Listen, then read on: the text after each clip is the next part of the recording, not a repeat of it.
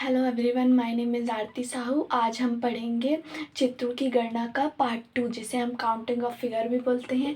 इस हमने पहले पार्ट में वर्गों की संख्या के बारे में पढ़ा था कि वर्ग क्या होते हैं। तो वर्ग एक ऐसी आकृति होती है जिसकी चारों भुजाएं बिल्कुल बराबर लंबाई की चौड़ाई की होती है। साथ ही वह वर्ग में एक और कंडीशन होती है जिसको हम प्रत्येक एंगल में 90 डिग्री का देखते हैं। ठीक, हमने उसके बारे में, उसके डायग्राम कैसे होते हैं, उसको किस तरीके से डिफ़ाइन किया जाता है। अगर हमारे एग्ज़ाम में आ गया कि बताइए कि इस चित्र में कितने स्क्वायर हैं, कितने स्क्वायर है, तो हम ये बता सकते हैं कि हमने किस तरीके से। पिछले पार्ट में हम लोगों ने ये पढ़ा था कि वो कितने टाइप्स के होते हैं और उसका डायग्राम किस तरह का हो सकता है और उसमें हम किस किस तरह से सॉल्व कर सकते हैं, किस तरह के क्वेश्चन पूछे जा सकते हैं कि इसमें कितने स्क्वायर हैं। ठीक, हमने ये सब देखा था। हमने ये भी देखा था कि डॉट, अगर एग्ज़ाम में ये आ गया कि डॉट भी है, बिंदु का चित्र भी है, उसमें हम कितने स्क्वायर बना सकते हैं। तो हमने ये भी पता किया था कि कहीं अगर बिंदु है तो हम उस पर कितने स्क्वायर बना सकते हैं। और ये भी आया था कि अगर डायग्राम में पहले से ऐसे चित्र हैं तो हम इसमें कितने स्क्वायर देख सकते हैं, कितने स्क्वायर हो सकते हैं, हमने ये भी देखा था। तो हम आज नए चैप्टर की शुरुआत करते हैं। सॉरी, नए चैप्टर की नहीं, मतलब नए पार्ट की शुरुआत करते हैं जिसका नाम है आयत। ठीक, आयत किसे कहते हैं, आयत होता क्या है, इसको कैसे निकाला जाता है, इसमें कैसे संख्या ज्ञात की जाती है, तो हम इस बारे में पढ़ेंगे। तो आज आयत क्या है, तो आयत ऐसी कोई भी संख्या जिसमें चारों भुजाएं आमने सामने की भुजाओं के बराबर हो। मतलब ये वाली जो भुजा है और ये वाली भुजा एक दूसरे के बराबर हो, और ये वाली भुजा और ये वाली भुजा एक दूसरे के बराबर हो, ना कि चारों भुजा बराबर हो। ठीक, ऑल स्क्वायर आर रेक्टेंगल, जो भी इसके स्क्वायर, सभी वर्ग आयत होते हैं। एक एक्सेप्शन है कि जो जितने भी वर्ग होते हैं वो रेक्टेंगल भी हो सकते हैं। इसमें जो रेक्टेंगल होते हैं वो वर्ग भी कहलाते हैं। अब एक क्वेश्चन हम सॉल्व करेंगे कि अगर क्वेश्चन आ गया कि दिए गए चित्र में आयतों की संख्या ज्ञात कैसे होगी, तो संख्याओं को कैसे ज्ञात करेंगे। तो हमने एक डायग्राम बनाया। ओके,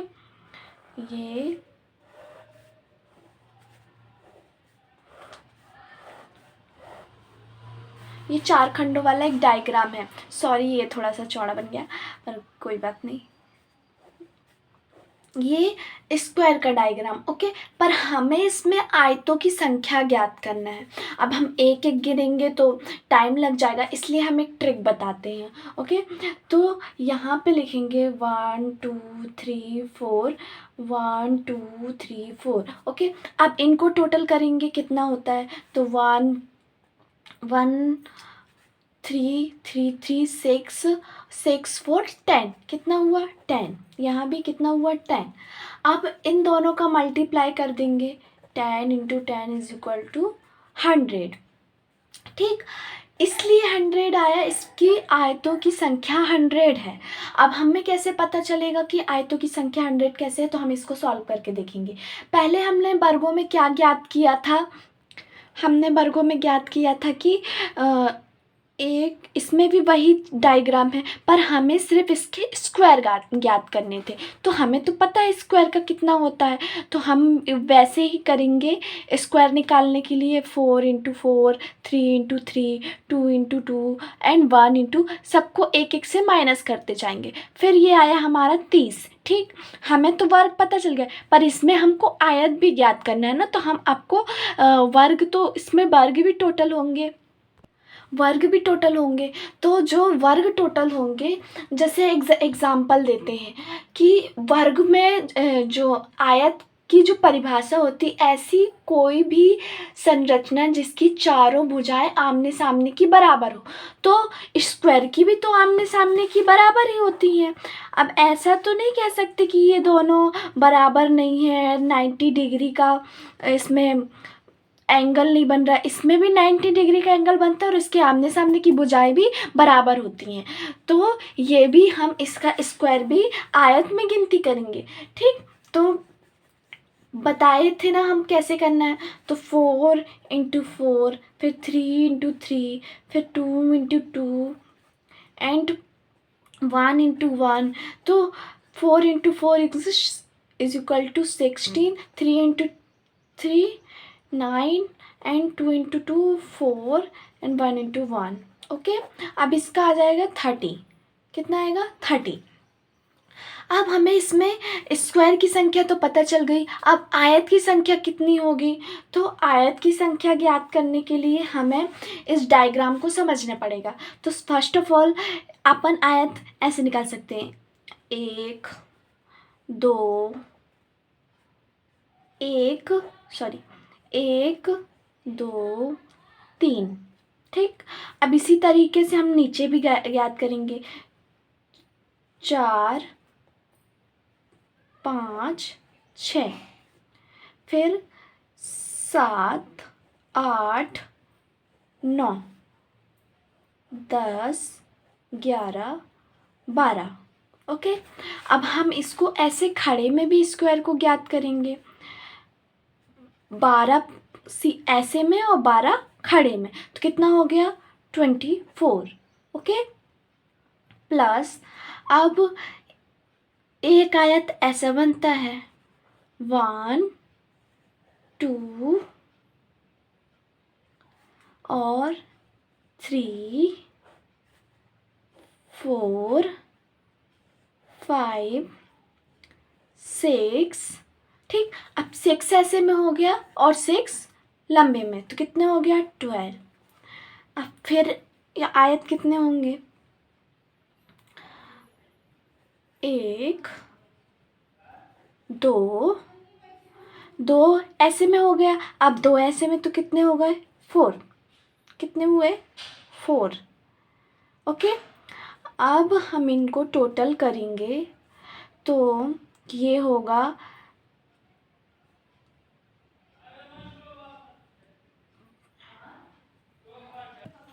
तो इस स्क्वायर में इसमें कितने आयत हैं? तो हमने तो स्क्वायर को गिन लिया कि 30 है। ठीक, अब हमें आयत बच मतलब आयत और स्क्वायर को मिला के ही पहले तो ये है, सवाल ये है, आंसर ये है कि सभी वर्ग आयत होते हैं, तो ये भी आयत में ही गिना जाएगा, 30 भी आयत में ही गिना जाएगा। ओके, तो अब हम इसमें पता करते हैं कि आयत कितने हैं। तो फर्स्ट ऑफ ऑल हम 4 बॉक्स लेके आयत गिनते हैं, 1 2 3 4 और ऐसे में 4, तो कितने हो गए? 8। फिर 6 ज्ञात करते हैं, तो 2 बॉक्स लेके, 1 2 3 और ऐसे में 4 5 6, कितने आ गए? 6। अब 4 ज्ञात करने हैं, 1 2 3 और ये 4। ठीक, अब 12 1 2 3 4 5 6 और ऐसे में भी 6 दूनी 12। ठीक, 12। अब हमें 12 हुए, अब हमें 24 भी देखना है कि 24 में कहाँ से हो गए। तो 2 2 दूनी 4, 2 तिया 6, 2 चौको 8, 2 पंचे 10, 2 छीं 12, 2 सत्ते 14, 2 अट्ठे 16, 2 इनाम 18, 2 धाम 20, 2 22, 2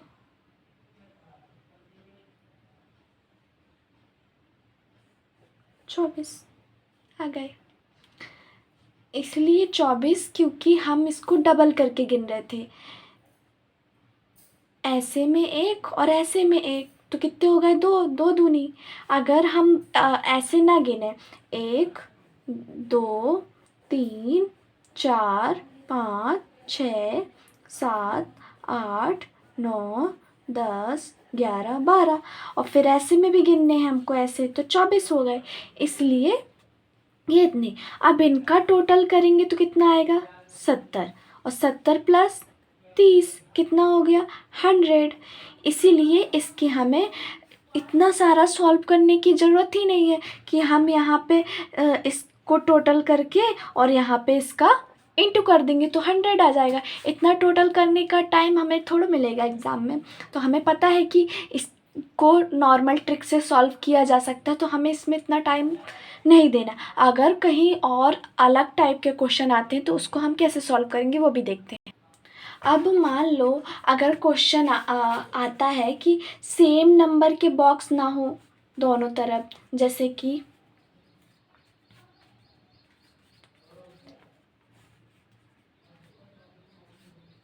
और 2, तो ये 3 हो गया और इसका टोटल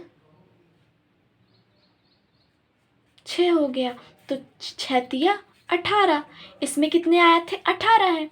ऐसे ही नॉर्मल ट्रिक से हम पता कर सकते हैं कि किस में कितने आए थे। ओके, और अब एक क्वेश्चन और हम सॉल्व करते हैं उसी तरीके का। अगर क्वेश्चन ये आया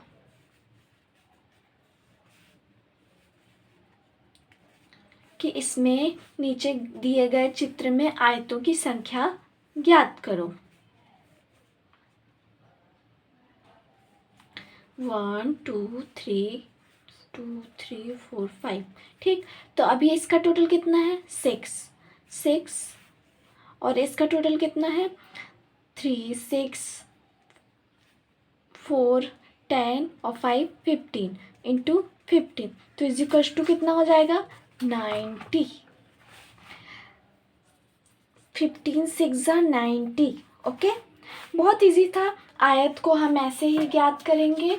अब हम अगर हमारे में एक क्वेश्चन आ गया कि दिए गए चित्र में आयतों की संख्या ज्ञात करो, तो एक ये थोड़ा सा डिफ़िकल्ट है। ओके, तो हम इसमें आयतों की संख्या कैसे ज्ञात करेंगे, है ना? तो इसका डायग्राम इस तरीके से है। अब एग्ज़ाम में यह आया है कि इसमें आयतों की संख्या कैसे ज्ञात करें, अगर पूछा जाए तो कैसे ज्ञात करेंगे इसमें आयतों की संख्या? तो हम इसमें पहले तो इसमें कितने आयत थे ये गिन लेते हैं। 1 2 3 4 5 6 7 8, तो हम यहाँ लिखेंगे 8। अब सेकेंड आयत क्या है? 1 2 3 4, तो +4। अब हमें तो कितने आयत हो गए? 4 आयत हो गए। ओके, और स्क्वायर भी आयत होते हैं, तो सबसे बड़ा स्क्वायर कौन सा है? ये, तो +1, और एक ये 2 3 4, तो +4, 1 ये बड़ा वाला, +4। अब इसमें हमने पहले कौन से आयत की बात की? ये वाले आयत की। अब हम ये वाले आयत की बात करते हैं। 1 2 3 और ये 4, तो कितना हो गया? 4, ठीक। अब इनको हम टोटल करेंगे तो 21 आएगा। अब समझ में आया कि आयतों की संख्या किस तरीके से ज्ञात करनी है। ओके, तो हमें पता चल गया कि आयतों की संख्या कैसे कैसे ज्ञात करनी है। ये हम आज पार्ट 2 में पढ़े। अब आने वाले पार्ट 3 में हम चित्रों की गणना का रेखाओं की संख्या ज्ञात करेंगे कि रेखाओं की संख्या किस तरीके से ज्ञात की जाती है। ठीक, आज हमने ये पढ़ा कि आयत क्या होता है, आयतों में आयत की संख्या कैसे निकाली जाती है और ये कितने हो सकते हैं। ठीक, अब अगर क्वेश्चन ये आ गया कि जैसे ये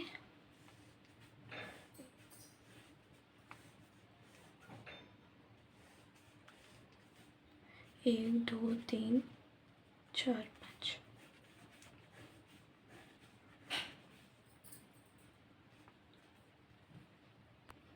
अगर क्वेश्चन आ गया कि दिए गए चित्र में आयतों की संख्या ज्ञात कीजिए जो केवल आयत हैं, वर्ग नहीं, तो हम सबसे पहले इसमें आयत निकालेंगे। तो आयत कितना है, यहाँ पे टोटल करेंगे 3 3 6 6 4 10 और ये 15, यहाँ भी कितना 15। तो आयत कितना हो जाएगा 15 इंटू मतलब ये पूरा कितना हो जाएगा इसका 15 इंटू 15 इज इक्वल टू 225। ठीक, अब हमें इसमें से स्क्वायर माइनस करने पड़ेंगे क्योंकि हमने तो स्क्वायर को भी टोटल किया है ना, क्योंकि स्क्वायर भी तो एक्सेप्शन है कि आयत होते हैं, है ना। तो अब स्क्वायर कितना होगा, तो हमें स्क्वायर कैसे पता चलेगा इसका, तो स्क्वायर पता कैसे चलेगा, तो उसके लिए हमें इसका स्क्वायर ज्ञात करना पड़ेगा। तो 1 इसमें कितना है लास्ट नंबर 5 इंटू 5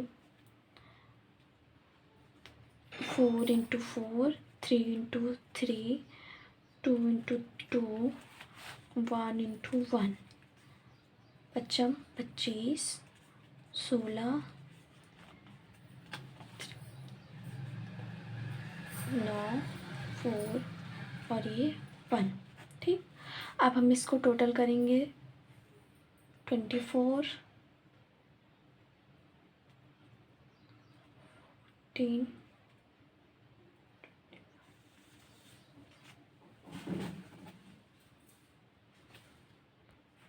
तो टोटल हुआ 55। ठीक, अब 25 में 55 माइनस कर देंगे,